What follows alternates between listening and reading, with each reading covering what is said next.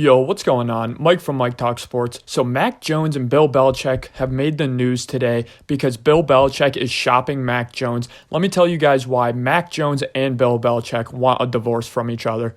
I'm not making this video because of the reports from Mike Florio. I'm making this video because it is fairly obvious that Bill Belichick does not like Mac Jones. Mac Jones is a guy who is intelligent enough to question authority, and that is the issue with Mac Jones and Bill Belichick's relationship, and I really think that is what everything is stemming from, because Mac Jones comes from a storied program like Alabama with the most elite talent in the entire country, and you know what? The best coaching staff in the entire country. So when he gets to New England, is he all upset about the receivers being significantly worse, the offensive line being significantly worse, the run game not being as good? No, I think that's to be expected as an Alabama quarterback going into the NFL, unless you're Tua Tagovailoa. Any Alabama quarterback is realistically never going to have a better receiving core than they did at Alabama. Again, I do think Mac Jones understands this concept, but where Mac Jones gets frustrated is he goes to this storied franchise like the New England Patriots that are known for building their dynasty off of this incredible system with their coaching, and he goes there and says, why am I getting significantly less help from a schematic standpoint in the NFL when I'm being paid as a professional than I was being a college student at Alabama? Why am I on a team that has Matt Patricia and Joe Judge, two defensive minds, trying to scheme up my plays on every Sunday? It's absolutely ridiculous. Now, do I think Bill O'Brien coming to this situation is going to help salvage the relationship just a little bit? Yes, I do think so. But all the reports about Mac Jones going to Alabama during the middle of last season and asking Alabama and their coaching staff to help with some pointers for the New England coaching staff, I think that absolutely embarrassed Bill Belichick, and I think that to me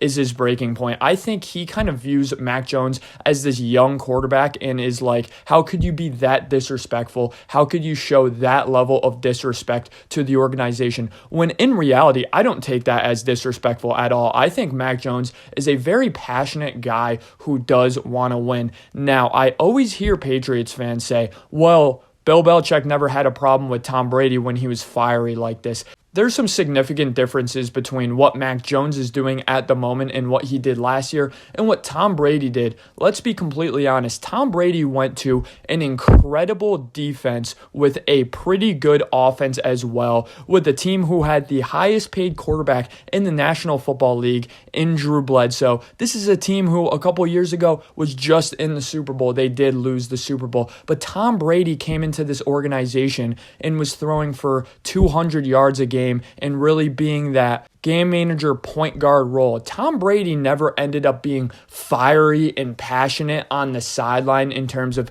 getting in his coaches' faces, questioning authority, until he was Tom Brady, an established quarterback with 3 Super Bowl rings. We really didn't see the Tom Brady we know him to be today after his 3rd Super Bowl. In my opinion, he wasn't even that good of a quarterback until he won his 2nd Super Bowl, going into his 3rd Super Bowl in 2004. So with Mac Jones, clearly, obviously, he doesn't have the resume. What else? I think Bill Belichick is frustrated at this point.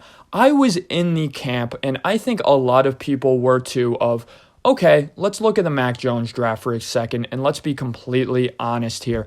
Mac Jones, no doubt in everyone's mind, he's going to end up being better than 2 of the quarterbacks, right? And he's realistically going to be worse than 2 of the quarterbacks. That was kind of his floor and his ceiling. There was Mac Jones, there was Trevor Lawrence, there was Zach Wilson, there was Trey Lance, and there was Justin Fields. And people like me said, I know for a fact Mac Jones is going to be better than 2 of these guys because 2 of these guys are so boom or bust, or 3 out of the 4 of the guys were so boom or bust. 2 of the guys are just going to end up being better than him because they have a significantly higher ceiling, and the floor is about the same, if not higher, than Mac Jones. And I think this worked out to perfection, as it's pretty clear that Trevor Lawrence is noticeably better than Mac Jones.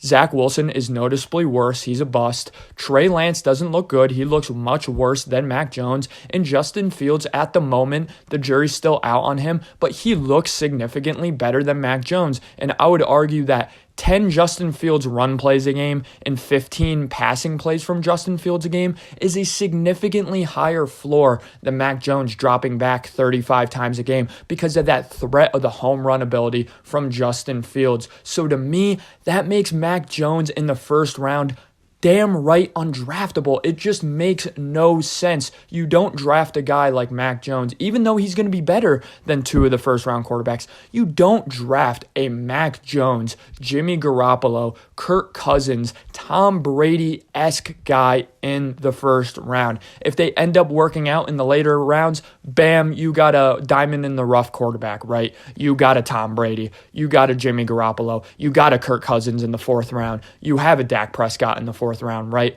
But with Mac Jones in this skill set, this is a guy whose ceiling is not nearly high enough to be a first-round quarterback. Why do I bring this all up? I bring this up because of 2019, and I think Bill Belichick is so tired of having a quarterback like Mac Jones. Because in 2019, the Patriots had Tom Brady, and the Patriots' offense outright sucked at the second half of the season, and they looked horrible in that playoff game against the Titans. I think he looked at that last Tom Brady season in New England and went, we need higher upside on the quarterback position. So they went out and they got a Cam Newton who was completely washed. But you know what? They laid out a blueprint and foundation of what this new era in New England can be, playing that same style of offense in terms of defensive-oriented, control the clock, run the ball. But why don't we do this with a running quarterback? At times, with a really bad Cam Newton, this New England offense in 2020 looked really, really, really good.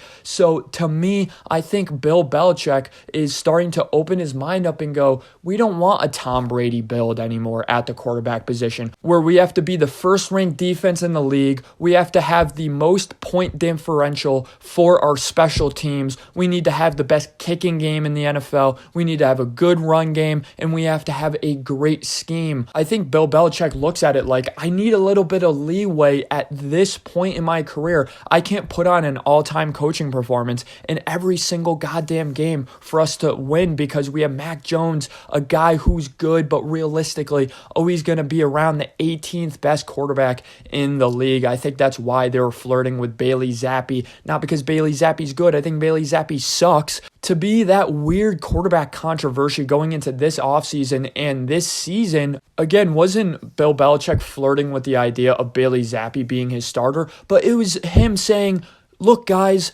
Bailey Zappe is worse than Mac Jones, but damn, he's not that much worse. So you're telling me a late round quarterback is about the damn same, if not slightly worse than a Mac Jones?